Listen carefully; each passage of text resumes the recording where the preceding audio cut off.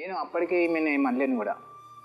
రోజు పోయినట్టే ఆ రోజు కూడా నేను ఏమన్నా అన్నం పెట్టింది తిని పోతున్నా పనికని చెప్పి పోయినాక మళ్ళీ వచ్చిన పక్కకు గల్లీలో నిలబడిన. గుత్తదారి వచ్చిండు. ఈమె పోయింది, డబ్బా నుంచి ఫోన్ చేసింది మేడం. ఆయన వచ్చిండు. నేను చూడంగానే అయితే బైక్ మీద ఎక్కిపోతురు. వెంటనే నేను ఆటో మీద వెళ్ళిపోయినా. వాళ్ళ వెనుక నేను ఫాలో అయిపోయినా. ఆటో అయినా చెప్పినా నేను వాళ్ళ వెనుక ఫాలో పోయే వారు పార్కులు ఇద్దరు మంచిగా కూర్చుండు మేడం. ఈమెను కొట్టినా ఆని కొట్టినా పెరుగు కొట్టినా. వాడు వెళ్ళిపోయిండు, దులిపేసుకొని వెళ్ళిపోయినారు. ఇక నాకు ఆడ నాకు మంచి అనిపించలేదు. మా భార్యను తీసుకొని ఊరికి వచ్చేసిన. ఈ పెళ్లికి కూడా బైక్ మీద పోయిందంట. అది ఎవరు? ఆ మేస్త్రి గాడే చెప్పిండు. ఆడ నన్ను కొట్టనీకి వచ్చిందాం మేడం. ఆడనే హైదరాబాద్లోనే చాలా గొడవైంది. అది చాలా గొడవైంది.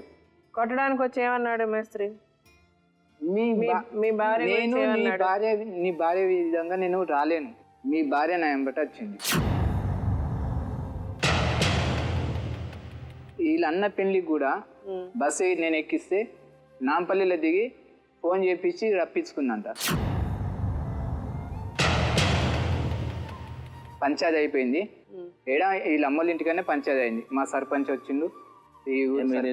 అంటే వాడు మీ పెళ్ళాన్ని గురించి ట్రై చేసి మీ పెళ్ళాం వాడిని తిడితే ఆడు కూడా మార్చి కూడా చెప్పచ్చు కదా. చెప్తున్నా. అయితే నేను నమ్మలేను కూడా.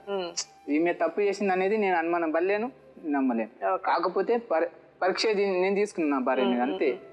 మేము అనుమానం నేను అనుమానం తీసుకోలేదు. అయితే పెద్దగా అయిపోయింది కదా, వాళ్ళ అమ్మ ఊకోలేదు, మా అమ్మ నేను ఊకోలేరు. పెద్ద మనుషులు వాళ్ళ ఊళ్ళోనే పంచాయతీ పెట్టిపించినాం బాదుర్పల్లి కాడ.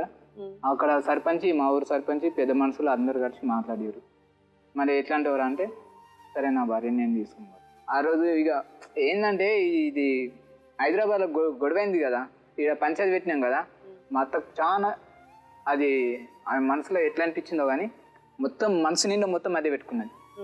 నా మీద పగబట్టి అలా కొడుకు భార్యని నేను గుంజినాని పెట్టింది. లాస్ట్కు మా వదినలు కూడా ఏమన్నారు, శంకర్ తప్పు అయిపోయిందని మీ బొమ్మడి కాలు పట్టుకోను. అయితే ఈమె మా ఫ్రెండే అమ్మ, మంది కాదు, పక్కింటికే పక్కిల్లు. ఆయనకు వీళ్ళ ఊరికి పోయినప్పుడు కల్లా కలిసి వచ్చునంట. అంటే మాట్లాడి పలకరించి వచ్చునంట. ఆ నంబరు చీరల కింద పెట్టుకున్నది. అయితే మా ఊళ్ళో కూడా నేను అటు వినాయక చవితికి పోయినా, ఆ అబ్బాయిని ఇటు రప్పించుకుంది. ఫోన్ చేసి రప్పించుకొని మా అత్త నాకు చెప్పింది. ఎట్లా చెప్పింది అంటే, వీళ్ళు పండుకుంటారు కదా, అందరూ అనుకున్న తర్వాత వీళ్ళిద్దరు కొత్త ఇంట్లో కూర్చుని ముచ్చట పెడుతున్నారు. ఆమె చూసిందంట. ఎవరు చూసారు? పాలామె, నాకు అత్త అవుతుంది. ఆమె చూసింది, బెదిరిచ్చేసింది. బెదిరిచ్చేసరికి ఆడ ఇంటికి పోయినంటే ఈమె వచ్చింది. చెప్పక చిన్నమ్మ చెప్పకని ఆమెకు చెప్పిందంట.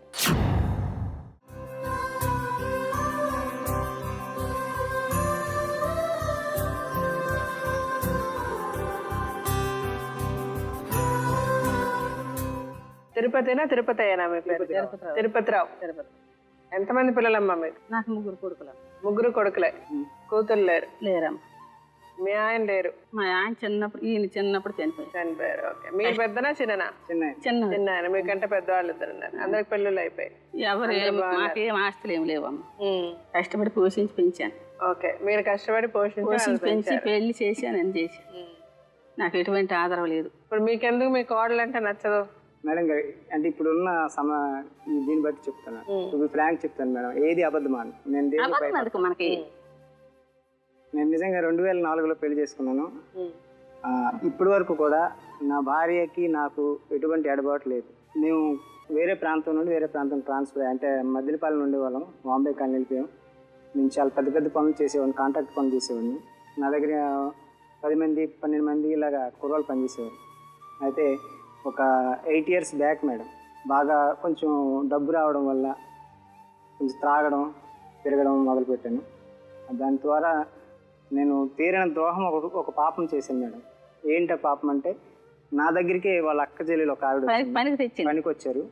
వాళ్ళు బ్రతుకు తెరువు కోసం నా దగ్గరికి వచ్చారు.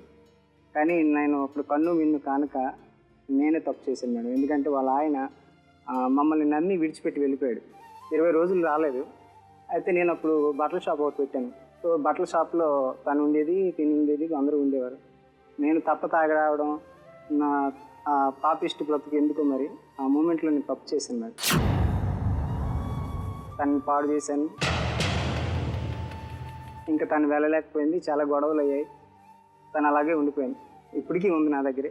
నేను ఎంత పొరపాటు చేసినా, ఎంత తప్పు చేసినా మా ఆవిడ నా మీద ఒక్క ఏగ కూడా వాళ్ళనివ్వలేదు. మా ఆయన విషయంలో తప్పు లేదు, మా అక్క చెల్లెలే తప్పు చేసింది, సో మా ఆయన మంచోడే అని చెప్పి వాళ్ళ దగ్గర నన్ను ఏమాత్రం బ్యాడ్ చేయలేదు మేడం. అయితే ఈ గొడవలు రావడానికి కారణం ఏంటంటే, ఒకరోజు నేను బైక్ మీద వెళ్తున్నాను మేడం. Automatic car గుద్దేసింది. నాకు చెయ్యి యాక్సిడెంట్ ఇరిగిపోయింది మేడం. చెయ్యి ఇరిగిపోవడం వల్ల దీంట్లో ప్లేట్లు పెట్టాల్సి వచ్చింది.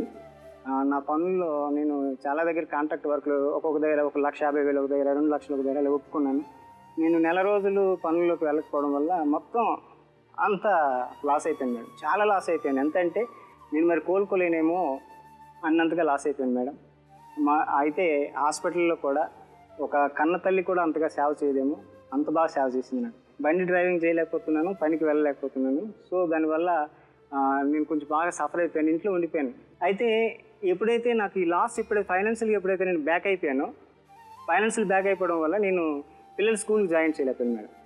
2016లో 2వ నెల 17వ తేదీన మేము పెళ్ళికి వెళ్ళాం మేడం. పెళ్ళికి వెళ్ళిన తర్వాత నేను మా పెద్దదిన కలిపి వెళ్ళాం. తన దగ్గర మంచి కాస్ట్లీ చీరలు ఉన్నాయి. నేను ఇప్పుడు కూడా అంత కాస్ట్లీ చీరలు కొనలేదు. ఒక్కొక్క చీర 5,000, ఒక్కొక్క చీర 3,000. ఇప్పుడు కట్టుకున్న చీర కూడా ఎక్కడ పోయిందో నాకు తెలియదు. ఈ చీరలు ఎక్కడ పోయినా అడిగితే మా పెద్దకి ఇచ్చింది అన్నది. దానికి అంత స్థామత లేదు మేడం, ఎందుకంటే ఆవిడ చాలా పేద ఆవిడ. మమ్మీ డాడీని జాగ్రత్తగా చూసుకోవాలి మీరిద్దరే. ఎవరన్నా మమ్మీ గురించి తప్పు మాట్లాడినా, డాడీ గురించి తప్పు మాట్లాడినా ఫాట్మని ఒకటి పీకాలి. అర్థమవుతుందా? నాకు తెలుసు మా మమ్మీ గురించి, డాడీ గురించి అని చెప్పాలి. ఓకేనా?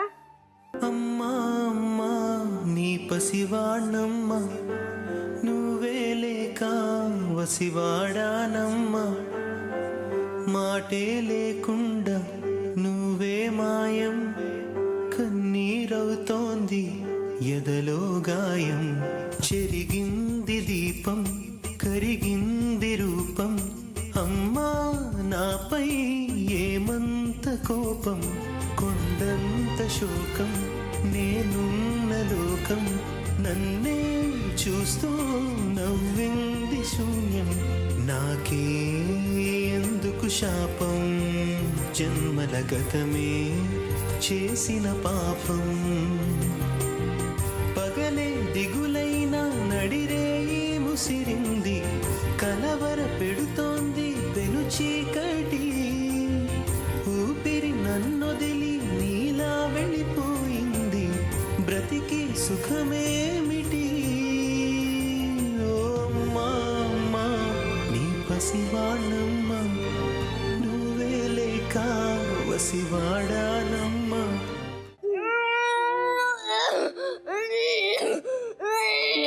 పిల్లలు చేశారయ్యా పిల్లలిద్దరిని. ఏ తల్లి కూడా చేసినట్టు పిల్లలిద్దరిని పిచ్చోళ్ళు చేశారు. కంగ్రాచులేషన్స్.